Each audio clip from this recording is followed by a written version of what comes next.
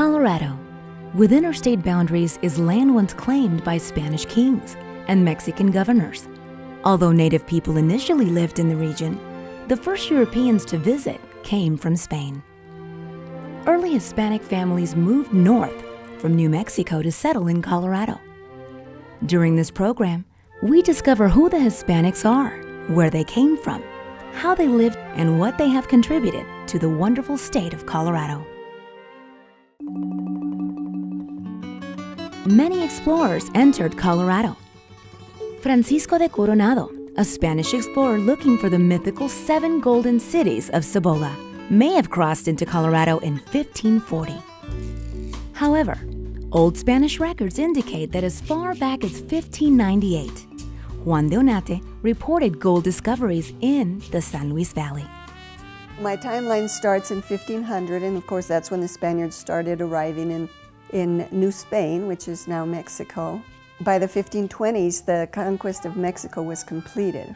And that's where the mestizo culture started. And then when they started doing the northward migration, of course there were native groups here, and so the mestizo culture was very developed by the time they got here. If you look at the timeline of settlement in this country, Jamestown, which is the first permanent settlement, was established in 1607.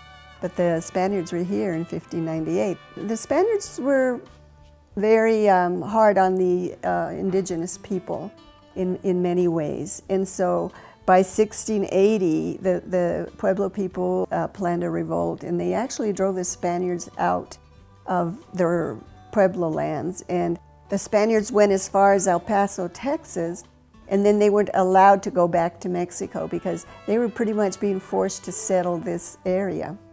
2 Franciscan priests entered Colorado in 1776. In their 10-man party was Captain Don Bernardo y Pacheco Mierra, an engineer and artist who drew the first surviving detailed map of Colorado. Who were the first settlers in Colorado? We as Hispanics or Mexicans or Chicanos, we migrated north from the south. After the War of 1848, with the Treaty of Guadalupe Hidalgo, the border for us moved south. And a lot of people that I've spoken to think that we're all immigrants from Mexico, when actually we have a seniority here as Americans. After winning independence from Spain in 1821, Mexico grew concerned about the northernmost limits of its territory. To reinforce Mexican claims for what is now part of Colorado, Governor Manuel Armijo of New Mexico made land grants to attract Hispanic settlers. So the earliest villages were San Luis, and it wasn't named San Luis till probably the 1860s. It was always Culebra. The town of San Luis, the oldest permanent settlement in Colorado, was established by the Sangre de Cristo grant in 1851. San Luis still uses its 1852 communal water ditch called En Acequia. What happened at the very beginning is that all the villages were called Culebra. They're trying to place people, say in San Acacio and in San Francisco and Chama. My home right now is in San Pedro, where I was born, San Pedro, Colorado. It was one of the earliest villages in La Culebra, established probably shortly after San Luis in the 1850s, mid-1850s. We have 9 villages here, and one of them is San Francisco, and they also call it El Rito. In 1848, Mexico surrendered this territory to the United States in the Treaty of Guadalupe Hidalgo, which ended the Mexican War. Although the treaty guaranteed property rights of Mexican settlers, much land was stripped away from the original owners.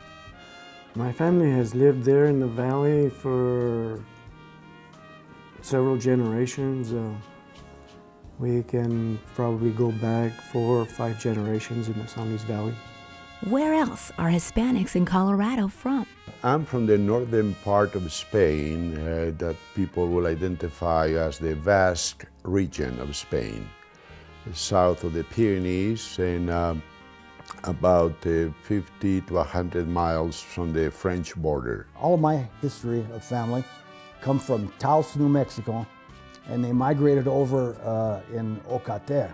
And they had a piece of land there that they were deeded as a result of one of my great-great-grandfathers working with the Union Army.